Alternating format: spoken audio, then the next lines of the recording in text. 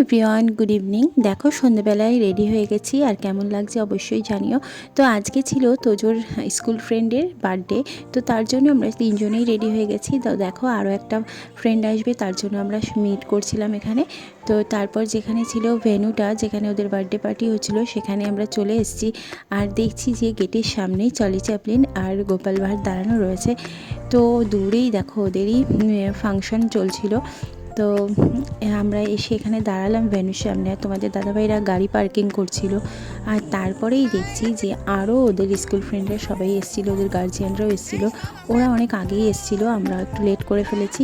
তো ওরা সবাই চলে গেল, আর এই যে এরই ছিল বার্থডে।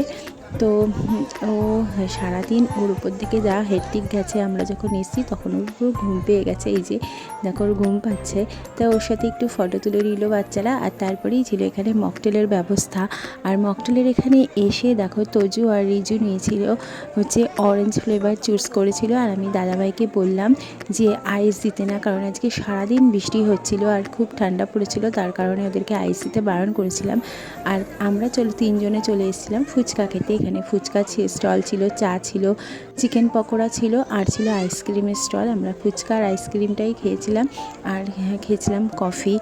আর চিকেন পকোড়াটা পাইনি, কারণ আমাদের দেরি হয়ে গেছিলো। আর এরা গোপাল ভাঁড়ের সাথে একটু ফটো তুলে নিয়েছিল।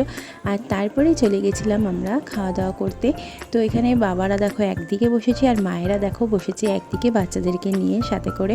তো প্রথমেই যেটা দিয়েছিল সেটা হচ্ছে ফিশ ফ্রাই, আর সস ছিল, স্যালাড ছিল, আর তারপরে দিয়েছিল কচুরি, কড়াইশুঁটির কচুরির সাথে ছিল হচ্ছে এখানে পনির।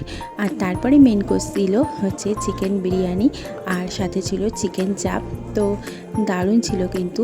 আর এই চিকেন বিরিয়ানি আর চিকেন চাপটা খাওয়ার পরেই ছিল কিন্তু চাটনি, পাঁপড়, মিষ্টি।